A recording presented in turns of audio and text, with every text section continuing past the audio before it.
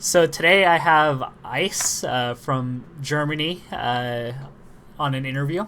How are you doing? I'm doing good, man. How are you? Doing all right. So you're gonna come to the U.S. Are you excited about Battle of the Five Gods? Yeah, definitely. I'm really hyped about it. Um, did you see your pool?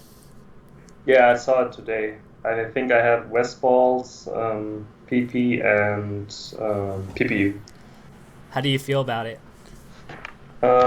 Pretty good. I never played PB or no, I played him actually, but that was years ago when I was still maining Marth. I think it was in Norway at Smash's reunion. Yeah, So I'm definitely hyped to face him again.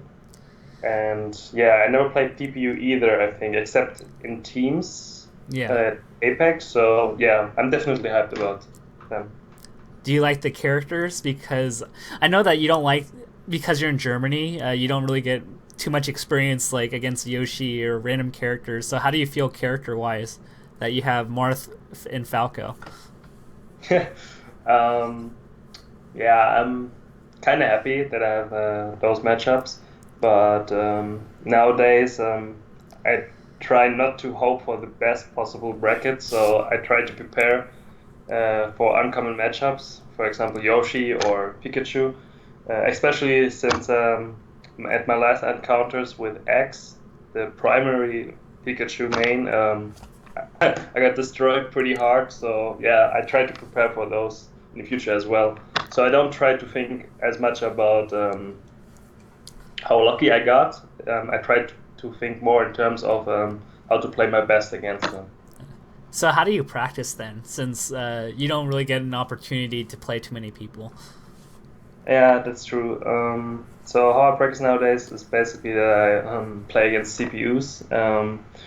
Back then, I was way more focused on practicing the same thing over and over again, but I kind of realized recently that this is not helping me that much. So now I play against different CPUs and switch it up when it comes down to the things that I practice when I'm practicing alone.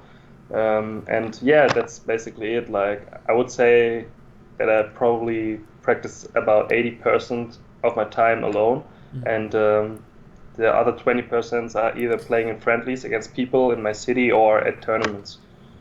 Got it. So the big question I have for you is that in the past you haven't really done well against Marth, but those were years ago. So like Apex 2012, I believe, you Mhm. struggled a bit. How have you improved in that matchup? Because you destroyed Ken at Evo. So like, what were the things that you did to help improve in that matchup? Since you have two Marts potentially in the pool. So my lack of understanding in the Marth matchup back then, I would say that it resulted from me playing Sheik back then and not having any good Marths in Europe to train against. So going to the US, I think it was Apex back then, was kind of like a shock to me because all the mobs knew how to play against Sheik, especially considering that they all try to avoid grabs, for example, as much as possible, Yeah, because of the stronger punish game. So I was going in and trying to just good player the other player instead of like playing the matchup basically. And that's what I also think helps me a lot in matchups that I don't really have experience in or against players in general. That I might or might not able to good player them in the end, even though I don't have that much experience against the characters or other things, you know. right. So you've been doing really well, and I think it's awful that you get underrated. And I think part of the reason is because people look at Europe and they see Leffen and Armada, and then they forget about you. But you did really well at Genesis 3. But day 3 kind of was a little bit disastrous for you because, you weren't playing that well. So, like, what kind of happened with your mindset? And I guess, like, what kind of happened against SFAT on that stage for you?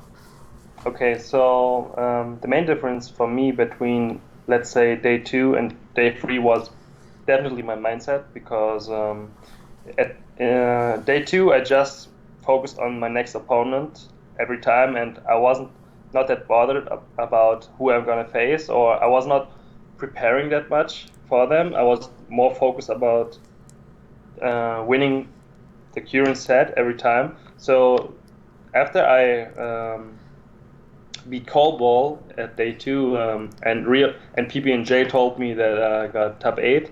That was not my goal in the first place. Like I tried to beat everyone, but Yeah. after I realized that I was top 8 and the nerves started to build up, and yeah, a little bit of like self applause, I would say. Ticked in, and I felt proud of myself. I kind of lost the focus, and when I approached the stage on day 3, I kind of I tried to channel the whole crowd out and not concentrate it. But I think that was not that smart, because I should rather accept it and play against the odds, basically, or see the negative odds as a motivation instead of like trying to ignore it. Because in those pressure moments, in my opinion and experience, um, all those negative thoughts, they will collide at one point, and you can either run from it or accept it in a way, you know. Yeah. So I think that what happened at day 3, and I think it's really visible as well, because I think I started really well in the set, and then things were going down more and more. Yeah. And I was pretty confident in the first match after I saw, like, I kind of got a feeling for SFAT, and I kind of knew where to put him in my skill level, or in my skill level rating, let's say. Yeah. Um, I was super confident, and then I started getting cocky, and my ego was building up, and then I was talking to myself too much. And then he was doing really good plays against me, Yeah. and I kind of got scared, and I think what I developed was false pride in the first place. So yeah, that kind of backfired. Yeah. So yeah, I was not used to the big stage, since that was my second top 8 since years. I think yeah, last time was Evo, of course, Yeah. Evo 2013. Yeah. So yeah, I think a lot of things pressured me that day. So, but are you? You must be pretty happy then that you got that experience, because Battle of the Five Gods is also going to be on the big stage the whole time, from what I've Yeah, understood. definitely. Yeah, I was really thinking about yeah, how I gonna approach that issue in the future. And what I did to in order to prepare for Genesis was not to play the game at all, basically, and just thinking about several things and getting into the mood of actually wanting to play the game and being motivated about the game, not seeing as a job or a win or loss in the first place. Like, I just had to myself to enjoy it as much as possible. And when I went there, I was just playing my best, basically. Yeah. So, moving up ahead, what are your goals for 2016? Because you're doing really well, and you're getting opportunities too, to fly out to these bigger events. So, like, what do you like when we get to the end of 2016, December? Like, what do you want to have accomplished by then? So I want to be a top 10 player, I think. I don't want to jump too much ahead and be like, okay, I want to be a god by the end of 2016. But I think trying to be a top 10 player by the end of 2016 is a really healthy goal for me right now. And I think I can achieve it. But in order to achieve it, I think I have to a lot of changes regarding how I practice, for example, or how much I'm willing to stay in different countries to play against good players. So yeah, this is my goal for 2016, I would say. Okay, very cool. And last thing, because I know it's coming up, and I promised you would be a short interview. Smash Summit 2 is coming around the corner, and Yeah.